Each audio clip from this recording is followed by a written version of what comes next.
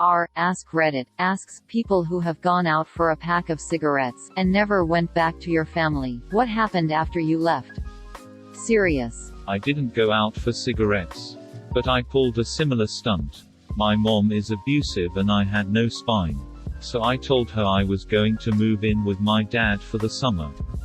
I said I would be back before the end of August. After I moved in with my dad, I got my state ID, my mom didn't want me to have any kind of ID, and I finally got my driver's permit a few weeks later. I felt bad for lying at the time. But now I'll know if I didn't lie to her, I would have never gotten out of there. I would be stuck living on a shitty little hobby farm with a woman who did everything in her power to tear me down and hurt me. When I was 18, I moved out from my abusive father. I was commuting to college at the time and I had morning classes, so the night before I packed my car with as much of my stuff as I could and set off. One of my professors that I regularly talked to after class noticed that my car was full of clothes and asked if everything was okay.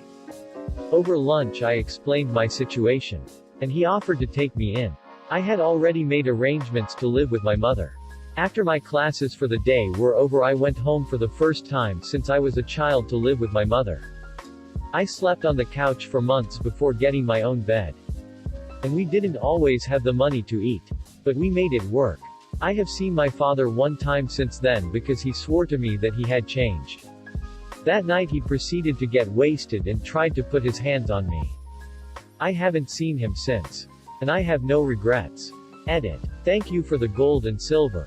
I didn't expect it. I was just wanting to finally share my experience with a wider audience. And maybe bring hope to anyone else in a situation like mine. Edit 2. Just to clear up some confusion that I've noticed in the replies. I am a male. Put hands on me is a slang term for starting a fight. I'm not sure if it's popular slang or regional slang, Southeast US, but at no point was I sexually abused. I apologize if there was any confusion. I was 10 years old when my mom and dad split up. We had been expecting it, but I didn't know that my mom had packed up suitcases for herself, my sister, and I. One day we went to school like everything was normal, and went to my mom's parents after school. It wasn't unusual for us to have dinner there, but then mom Saturday us down and told us we'd be staying there for a while. Ended up being 6 years before we got our own place. I never got to go back to my bedroom again. My dad got remarried and his wife's daughter moved in and repainted my room. When I had to visit him, I slept on the couch while she slept in my room. Edit. I clearly do not check Reddit enough. Thank you for all the love and support everyone is showing to everyone. And thank you for the silver, kind strangers. Closing parenthesis. I still regret not being able to say goodbye to my sister 12 years ago. I said goodbye to my brother and my mom. But I was the only one who knew I would never come back. I moved 300 miles away. I have seen my brother and my mom twice since then. I haven't seen my sister since I put her down for her nap that day. Before I knew I was leaving. After I left, my mom got married. My sister went to live with her grandparents. My brother chose to be homeless rather than let our mom drag him around different cities in the middle of a school year.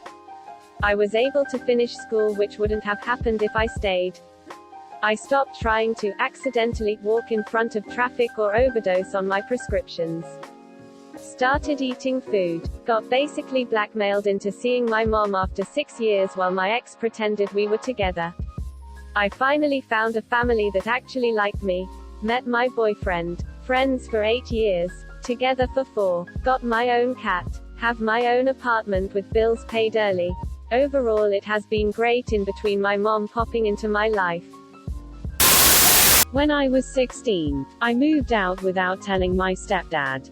But my mom was in on it. And I just moved in with my grandparents. I left on a Friday. Got all my stuff in just 2 trips. I was told he didn't even notice I was gone the first weekend. He was pretty mad once he figured it out. But it was all mostly a non-event. Everything turned out okay for me. It will have been 21 years. This September. Good for you for doing what was best for you. I moved into my grandma's when I was 16. But not over one weekend. I just slowly started spending more time over there, moving my things when I could. Until I actually lived there. No one really realized I moved out until I took the cat. FYI, the cat was not happy about this new arrangement. Half answer. My dad died when I was pretty young. My mum eventually remarried to a pretty cool guy when I was young. He was honestly an amazing dad. And when my mum got sick when I was 12, he was absolutely incredible, taking care of everyone. And reaffirming that I was his son. When my mum died, it was just me and him for a few years, and there were some amazing times. He made sure I was seeing a counselor. And we did family things on the weekend. My friends used to joke that he wasn't even my biological dad, and he still made more time for me. And did more things for me than their bio dads did. When I was 15, he got remarried. I didn't exactly like my new stepmom. But I didn't hate her. I think I just thought that the relationship wouldn't last and he'd move on to someone better. Then they got married and it was kinda weird. I did get an amazing baby brother from that, not all bad. My dad died when I was 17, literally taken out by an undiagnosed severe allergy. My stepmom got me from school and drove me to the hospital. And when my dad passed away, she handed me my baby brother and said she needed a minute by herself. I never saw her again. She was much younger than my dad, and was an ex-foster, a kid with no family or best friends to support her, and I think she looked at her newborn baby and the kid her dead husband inherited and just couldn't handle it. I sure know I wasn't prepared to handle it, but my mum and my biological dad had been ex-foster care kids, and mum told me a few fucked stories, so I wasn't going to let that happen to me or my brother. I do sometimes feel a little resentful that I can't have the normal life. I'm working too much. And I have a 6-year-old to figure out. To consider college, but I don't want my family to just be cycles of poverty and dead-end jobs. Edit. Wow guys. I'm touched by the response. I have full custody. My stepdad adopted me when my mum died, so for all intents and purposes, my brother is legally my brother. Afraid I can't give too many details. I want to adopt him and there's a court case or two that I don't wanna compromise just in case. Movies have told me that anyway. Stepmom will probably be charged with abandonment when she can be located, but so far we haven't heard anything. I've always been worried that she had a mental health break and either killed herself. I used to call up locally and ask for Jane Does that fit her. Hey, coping mechanisms, am I right? Or she's had a mental health break and something snapped. Abandonment didn't really fit what I knew of her, and I remember that she had some kind of mental health problems. It's not like we talked about it though. She could have gone off her meds in the chaos and snapped. I'm more worried than angry, but my first concern will always be for my favorite little tyke. We're doing pretty well. We have a support worker who has been fantastic, helping us get access to free and reduced cost services. I'm also pretty thrifty. I YouTubed how to knit socks and fix clothing, and thrift stores are great. I don't live near a major city, and so it's not as expensive as it could have been. Being frugal also helps. There's usually always good stuff out there if you know how to ask for help, and my dad always told me the hardest thing but the most important thing to do was to suck up your pride and ask for help. I'm getting better about that. But it's hard. My dad making me do therapy helped a bunch to admit when I need help. He said that needing help wasn't about not being capable, but about being smart. That if you're carrying an expensive TV you could carry it by yourself, but you're smarter if you grab a friend. I'm almost finished an apprenticeship right now, and I'm in a union that's decent enough that wives used to drop off casseroles and leave crids and stuff on our porch. Everyone should be involved in their community. I wouldn't have survived without everyone willing to go to bat for me. I'm working pretty hard because I'm incredibly fortunate that I met good people along the way. I owe them a lot. I also work part-time at a nursery helping with plants and stuff on weekends for the staff discount and free stuff. I taken home more than a few half-dead fruit trees and vegetable seedlings. The more I work, the more I can throw into savings. It's morbid, but I want to make sure if I die, he's not frantically worrying about paying for that. It's not exactly a good feeling. My bro and I have been working on expanding our tiny garden to try and offset the cost of food, and he seems to like gardening just as much as my dad did. Last year we didn't buy a single potato or any herbs. It's been the best low-cost, high-involved activity we're doing, and it sometimes makes me feel less guilty that I can't be there more for him like our dad was for me. We have glass pasta jars and tin cans growing basil and rosemary right now. I told my bro if he can keep them alive all year without me needing to intervene, we can look at adopting chickens. He specifically wants 2 chickens named Chicken and Chick Barbie because he's funnier than I am. I'm working a bunch now because I want him to be in a better position in the future. My dad left us small but decent amount in a trust, and I pulled from it when I first got custody when I was scrambling to afford everything. I want to replace everything I took. And also make sure he can afford to do the things that I couldn't when growing up. When he's in high school and wants to celebrate by going to Mexico, then he's going to Mexico. I do miss the stuff I can't do. I've never not had responsibilities. I'm still friends with people from school, and they're doing cross-country adventures and dropping money on expensive stuff. It's such a weird idea that they can just go to music festivals without worrying about anything while I'm trying to find a detergent that doesn't set the bros' eczema off. Wouldn't trade him for the world though. We have saving accounts and insurance policies and I'm probably better off than a lot of people. The comments have been incredible with people offering help from everywhere. I needed that help when I was 17 and scared out of my absolute mind. I'm almost 24 now and I'm stable, but paranoid and weird for sure. If you'd like to donate, please direct them to local organizations fighting the good fight. The difficult part of the story is basically over, until he hits teenage years probably. God knows how I'm going to handle that. That's a problem for future me. I don't need that kind of help anymore. And I'm moving into the phase of life where I just want to give back to people that have helped me by passing it on. I joined Reddit because I saw that post that said today you, tomorrow me. That's my philosophy in life. There are a lot of people out there like me, and they deserve to be able to grow garlic in old jams with their family just as much as I did. Growing up, my mother was pretty abusive, mostly emotional, to me and my little sister. This included basically fabricating a false reality, that my dad had divorced my mother and left her penniless, then left the state, as well as isolating us from other family members on the basis that they were bad people. Probably the worst thing she did, which I still deal with today, was turning me and my little sister against each other in these fucked up scenarios. Basically her drug and or alcohol-induced rage of the day would always fall on one of us. However, whoever told on the other sibling that they did something to anger my mother would face her wrath and the other sibling would have a brief respite. This went on since I was 8 or so. I grew up hating my sister. After I got older I found my best friend in high school and he helped me understand just how fucked up my situation was. Given that I assumed that's how family life was since we were so isolated, no TV or internet, and that my mother was also a teacher at both my elementary and middle school, she had control over everything. At 18 I left my house and moved in with my friend. However, it wasn't forever. He was joining the army at the end of school and I had to think of someone to stay with. So I found my dad. States away. I took a long shot and asked him if I could stay with him. He accepted. I got everything I owned in the world, which fit in a truck bed, and while most kids were going off to college I was going to start over in a completely different place with a father I didn't know. It turned out my dad was a decent guy. He wasn't a saint by any means, but leagues better than my mother. He helped me get a driver's license and eventually helped me join the military, where I have just finished my first year in. I haven't seen my little sis in 2 years though. And she still hates me. Even though she's 18 she hasn't left her mother, and since I left she's become closer with her.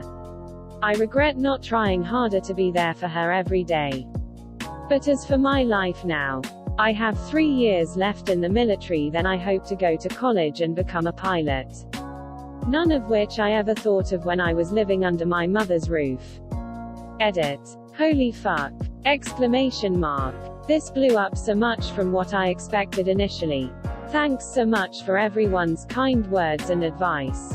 Just knowing that other people are out there rooting for me has lifted my spirits so much, and now I really have to make it, ha ha ha. Edit number 2. Thank you so much for the gold and silver, you beautiful bastards. My real dad ghosted like 4 families.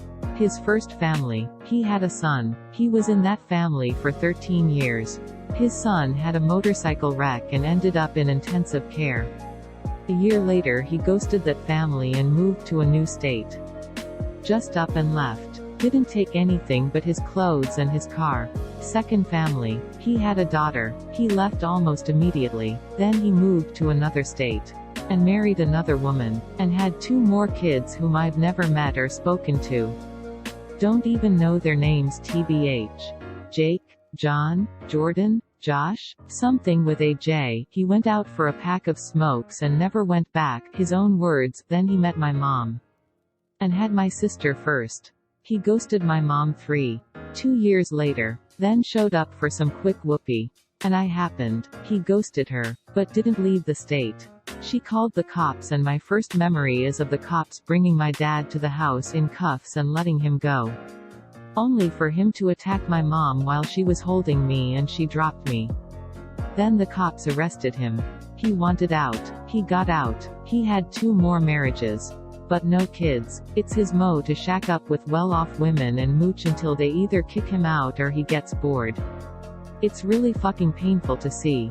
Because I want to be an ass-wiping dad who's there for his kids every fucking second of their lives. I want to be the exact opposite of him. Etsy. Thank you everyone for all the kind words and support and awards. I felt a lot of love reading it all today. My mum just all of a sudden wasn't there anymore. She and my dad were miserable, but my dad wouldn't agree to divorce. He was a minister at a big church and didn't believe divorce was right, and so instead he tried to stay married to my mum. All while avoiding her and all the unhappiness at home. She never really left her bedroom. She was miserable and she made everyone else miserable. 2. She was horrible to me in those last few years.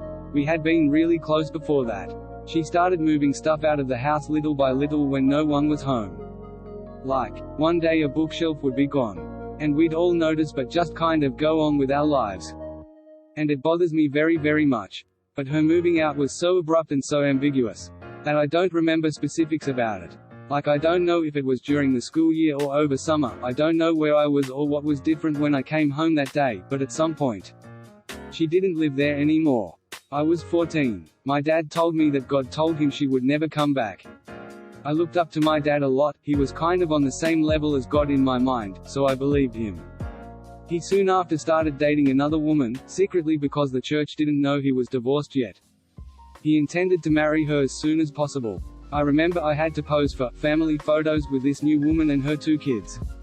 They were printed up and put into a frame and hung over our fireplace. Then one day, my mum came to the house. She told me she had made the biggest mistake of her life. That she loved me, and my brother and my dad. And she wanted to work everything out. I guess God was wrong when he spoke to my dad. Then she walked out of my room and saw the new family portrait over the fireplace. She left quickly. A few days later, she called the house. My dad answered, and she told him to tell the kids I said goodbye. Then she hung up. We started calling everyone we could think to call. We tried to call the phone operator, asking if they could trace the call.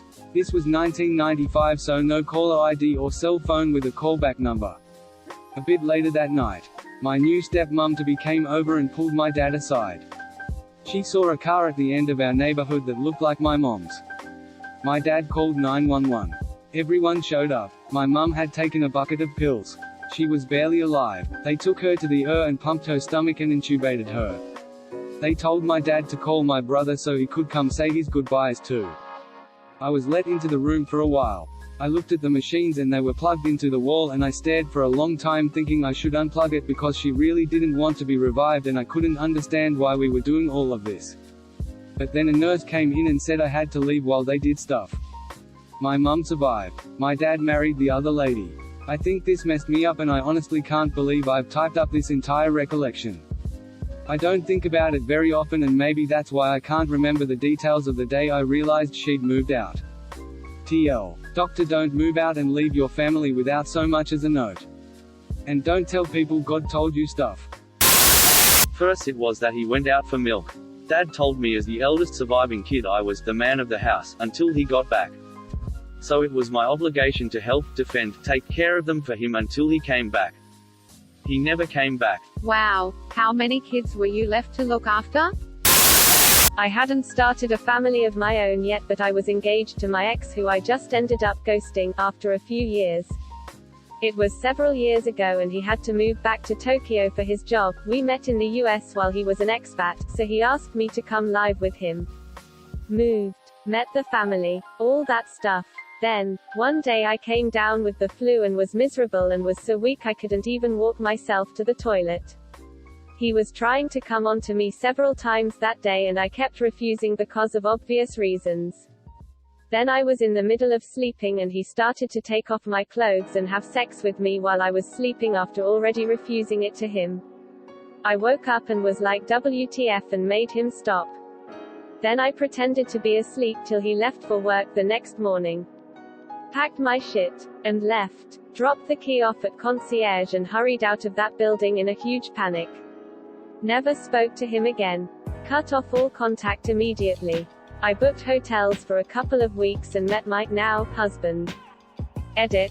Whoa HOAAA, I didn't see the platinum coming. Thank you for that!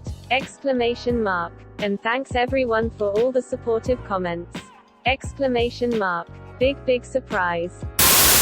Didn't leave my wife and kids as I don't have any, but I did walk out on my mother and siblings without any notice. Dad was not in the picture. After, best decision of my life. My mother refuses treatment for her very serious mental illness or illnesses and was incredibly abusive physically as well and neglectful while I was growing up. I saw the effect it had: burn out older siblings with no motive or drive and instead embraced the crazy just to feel sane in the toxic family home we lived in. I was homeless for about a year and a half, living out of a duffel and bumming food from friends. I feel like my life hasn't even started until I left it behind. I feel like it held me back for 17 years and I now am finally being able to find out who I am. Mom never came looking for me. I reconnected with my estranged father. Whom I learned was in the military from the moment he was 18 until he was HD at 43. He has severe PTSD from his 3 tours in Iraq and Afghanistan. He's now getting his master's in outdoors leadership, which I believe is a perfect way to use his massive skill set. I don't see him much if ever, but at least I know some blood is still thicker than water. Removed. Removed. Removed. Removed. Removed. Removed. Removed. Removed. Removed.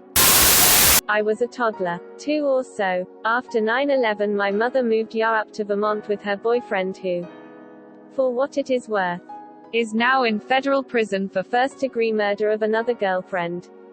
As that indicates he wasn't a good guy. He wouldn't let me drink water unless I'd eaten a full meal.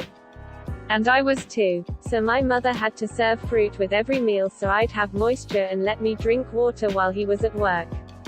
On days he didn't work, she and I would go out and explore as much as we could. We took to cleaning up old overgrown graveyards. Since it was interesting and fun and most importantly time-consuming. But he was very controlling and didn't want us to leave. She didn't have a car so we had to walk everywhere. Being from NC and with no ability to purchase a train ticket because he controlled all her finances and she didn't have a phone.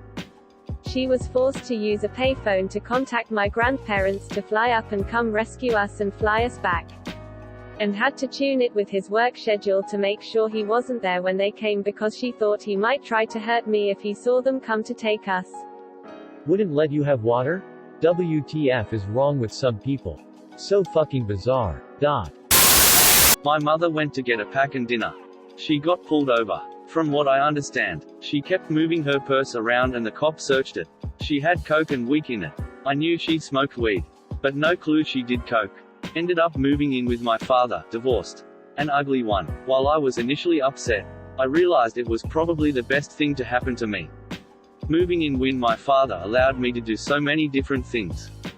And I'm almost positive that if I didn't I wouldn't have gone to college. and started out a great career in IT. I really haven't talked to her since then. Removed. Removed. Remove. Removed. Removed. This may not fit the post criteria, but I'll tell my short story. When I was 16, my relationship with my mother hit rock bottom. We had never gotten along really at all. And my pending possession of marijuana charge definitely didn't help it, a legal southern state. Christian family. At this time we were living with a different family. Due to some financial problems we were having. Who also saw me and what I do as pure sin. One night I overheard the upstairs family talking to my parents, yes that's what we called them. We lived in their basement FFS, and they were giving my parents hell about me. Calling me a drug dealer. Saying how unwelcome I am in their home. And at one point I even heard the wife call me a crackhead. I decided that this was going to be the first time I ever actually acted on my own whim. I packed up my things while I pretended to be asleep. And I left the next day when everyone went to work. I moved in with my grandparents and I've never gone back. My mother and I still talk. My stepfather wants nothing to do with me. And I don't intend on speaking to the upstairs family again. I moved out when I was 15. I was living with my mom, sister, an older brother. It was my older brother's house. His house was unlivable. The water was orange. There were fleas and ticks everywhere. And, because of his 11 cats that kept reproducing because they were never spayed, neutered. There were piles of cat poop against the walls. On top of that, my mom was a textbook narcissist. Always going out and partying. Passing out drunk, smoking pot and snorting coke. The works. She went to Myrtle Beach for a week. I mentioned it to my best friend, who invited me to stay at her place until my mom came back. Halfway through the week, her mom invited me to live with them. I said yes and stayed there until I left for the Navy 2.5 years later. I still talk to my parents sometimes. But it's an estranged relationship at best. I'm almost 23 and happily married, which I didn't even tell my family about until a year after. So I suppose it all worked out in the end. Removed. Removed. Removed. Removed. Removed. I wish I knew the whole story. But my dad took off when I was 12. I found out years later he was still talking to my siblings. He just didn't want to talk to me. Crying face. I'm so sorry. That must have felt awful. His loss though. Not married or with kids. But siblings and parents. Thus everyone else in the family. But I parked my car 2 blocks over. Told my neighbors I had someone stalking me that would tell them they were my family. And spent about an emergency month finding a new city to live in. Then doing the move from my stuff to the U-Haul at 2 a.m. I regret the 2 a.m. move.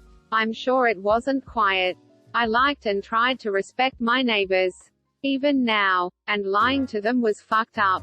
But it was more acceptable than asking them to lie for me to the face of my ex-family that were trying to track me down.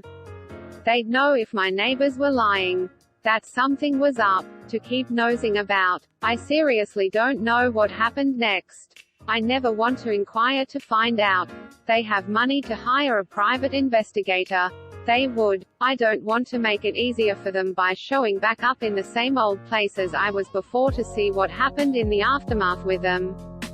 First thing I did landing here was introduce myself to the neighbors. Get on a first name basis. Like I always did before this ever had to happen. Good to be respected in the neighborhood. Even better to have people who'll tell you if someone is nosing about. I'm probably out of the will. And out of almost $1 million of inheritance. But fuck that. Happiness, security and lack of paranoia is worth it. I tried to a few times, obviously unsuccessfully.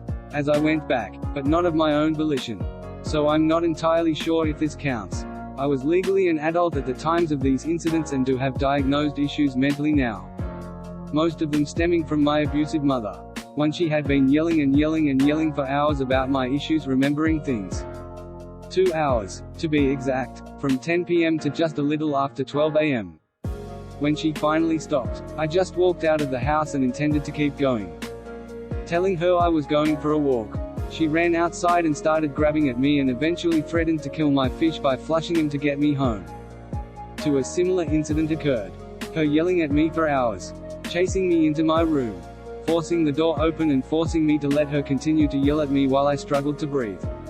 I had no fish this time, but I had my dog, my goodest boy. I leashed him. She tried yanking the leash out of my hands and threatened to have him killed. He was a puppy at the time. I grabbed him and hurried out into the rain, and she sent my brothers after me. They kept following me and I couldn't get away as I can't run, deformed bone in my leg. Eventually, they cornered me near a phone and got my aunt to come get me. 3. I'm not sure if I was going to actually leave this time, but I wanted to be anywhere than at my aunt's house. She and my other aunt started to lace into me for not sitting straight and ladylike and for wearing men's clothes. I'm FTM, but they would murder me if they found out. I want so bad to get away and transition and live my life in peace. This again went on for hours, and I had enough. I grabbed my coat and left, telling them that I was just going home. In broad daylight at a busy corner, they caught up to me and grabbed me by my coat and hair. I was screaming for them to let me go, looking at other people for help as I was physically dragged back to my aunt's apartment. Nobody helped. I was dragged backed into a corner at her place and cried and screamed and tried to get out again until I had no energy to fight anymore. I remember curling into a ball while shaking and struggling to breathe, with them grabbing my arms and hair to try and force me up. They were still yelling for a long while. Nobody called the police. I'm on my meds now, but they don't understand that I'll keep having panic attacks in these situations. It still feels like I gave up. Just getting to the end of this hurts. I'm trying to leave again with my social worker's help, but my mum keeps foiling every single attempt at leaving. Warning for everyone who's sensitive to suicide. I only know one story about this kind of thing, and it was my dad's best childhood friend. He was I don't know if you still call it that after that long, recovering drug addict. He was addicted to cocaine when he was in his teens to early 20s, 30-ish years ago. And back then lost a lot of money due to gambling and hookers. He got into a relationship with a woman back then who was supporting his bad habits and exploiting him for money. But he turned his life back around, left her, gave up his addiction, moved away for some time, found a wife, got a family, but the drugs and debt left a scar and he became depressed. Which I didn't knew after he died. As long as I've known him, he was always a happy person. He and my dad have known each other since what Americans would call high school. My dad supported him in his worst times and vice versa. Apparently he sought counseling the last year and got better for a time, but went into a strong depression a few weeks before the incident. My dad told me that the drugs left a big dent in him and he heard voice telling him to do bad stuff for quite some time. But he told his wife it had stopped and even stopped going to counseling after getting better for like 5 days. His last day, he was at my dad's house. Before he told his wife and daughter that he'd visit my dad wasn't an unregular action. They'd hang out quite often, and there he was as happy as always. They even made plans for the next day to go to a sauna when he left. But on his way home he just parked his car next to the road and jumped off a bridge onto a street below. They sighed it was probably planned beforehand and he just came over to say goodbye. I've only seen my father cry twice, but this one was the worst. He became completely unfunctional for a week. Didn't go to work and stayed at home. His death affected my dad more than anything I've ever seen. I know this sounds cliché, but if you have any form of depression, seek help and don't let go of it. They tell you what drugs can do to you physically, but not what they might do to you mentally almost 20 years after you stopped with them. I have no idea what depression feels like, and I can't imagine what it must be like when your own brain tries to kill you, hallucinating stuff, and I'm glad for it every day. But I know if someone came to me asking for help, I'd do anything in my power to help them. Because no one should have to go through that kind of stuff. Again, I don't really know anything about what depression feels like, but I know what it can do to everyone involved. So getting any help is better than letting it taking over, but saying that is probably harder than doing that. TLDR. My dad's best friend goes out to meet at my dad's place but kills himself on the way back. I haven't seen my son since his 2nd birthday. His mum, my ex, left me for a younger guy that she met at work. That's pretty common, I guess. But in the process she tried to destroy my reputation by telling anyone who would listen that I was abusive. I guess she realized that cheating makes you the bad guy, but a battered wife who cheats is fine. Everyone bought it, including my own family. The only person who remained on my side was my mother-in-law, who had lived with us for several years at that point, and was still living with us at the time, and knew firsthand that it was bullshit. I had a lot of time to reflect on our situation, and I decided it would be best to go out for cigarettes because she used to bring our son when she went to fool around with this guy. So he was already a father figure of sorts. I had no doubt she would tell the same abused story to our son when he grew old enough to ask. He was too young to remember me. Everyone believed me to be some kind of abusive monster anyway, and so once the divorce was finalized, I left. I moved thousands of miles away, cut all contact with all of our mutual friends in both families, changed my contact info, and tried to start over. As far as what happened with my son and the rest of my family, I don't know. Everyone probably still thinks I'm a monster. And I guess that's fine. I guess I am a monster after abandoning him like I did. I can only hope that my ex-mother-in-law doesn't rock the boat and try to defend me in front of him. Because more than anything, I want him to have a normal, loving, wholesome relationship with his mother and stepdad.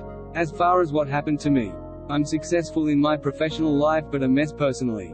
I haven't dated because I am scared of losing everything like that again.